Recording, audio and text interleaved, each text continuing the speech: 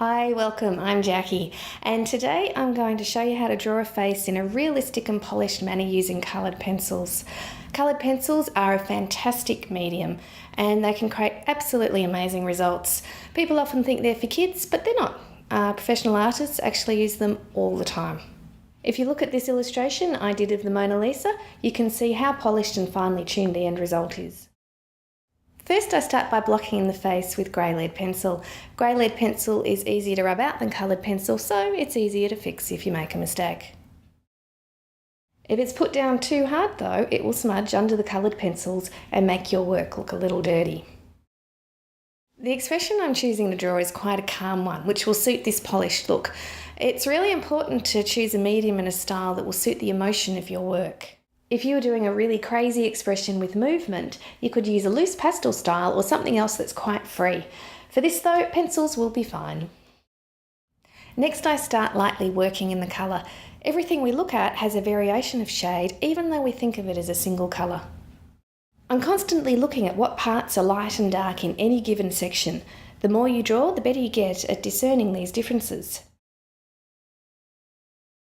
I usually keep my pencils with a good amount of lead showing so I can shade on the side and block the colour in quickly.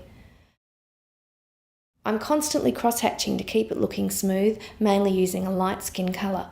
On this section of the face the tones are darker, so I'm going to shade more heavily with my pencil. Once the skin tones are basically blocked in, I start adding variations of colour within the same spectrum. On the darker parts, I add darker tone with some light tans and browns. I then work back over it with a lighter colour again, cross-hatching all the time to create a very smooth effect.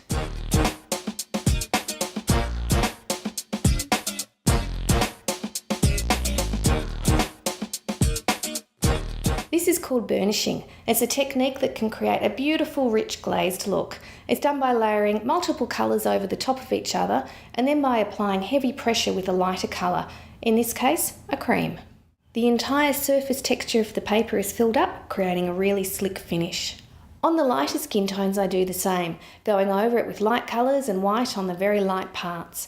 Mixing the colours of the pencils in this way is similar to mixing paints on a canvas.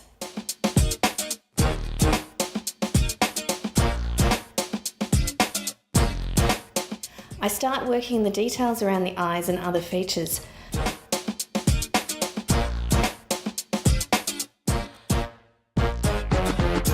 Once again, it's all about the variations of colour. If you look at the whites of the eyes, you'll see that they're often not white at all, but various shades of grey, and usually darker on the outer edges. I achieve this once again by mixing the colours on the paper and by cross-hatching.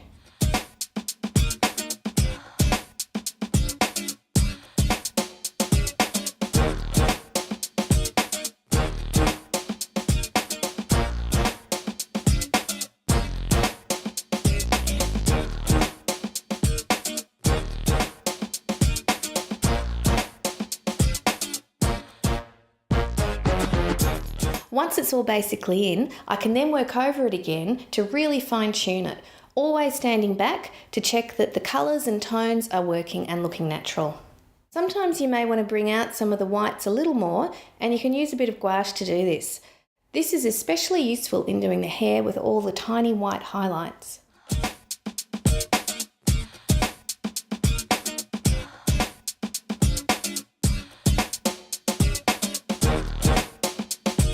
I haven't covered in this the proportions or structure of drawing a face.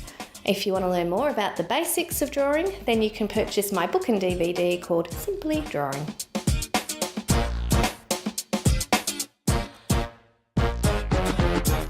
Enjoy the process of using coloured pencils. They're an amazingly versatile medium. In my next episode, I'll be talking about using watercolour pencils, and this time drawing a hand.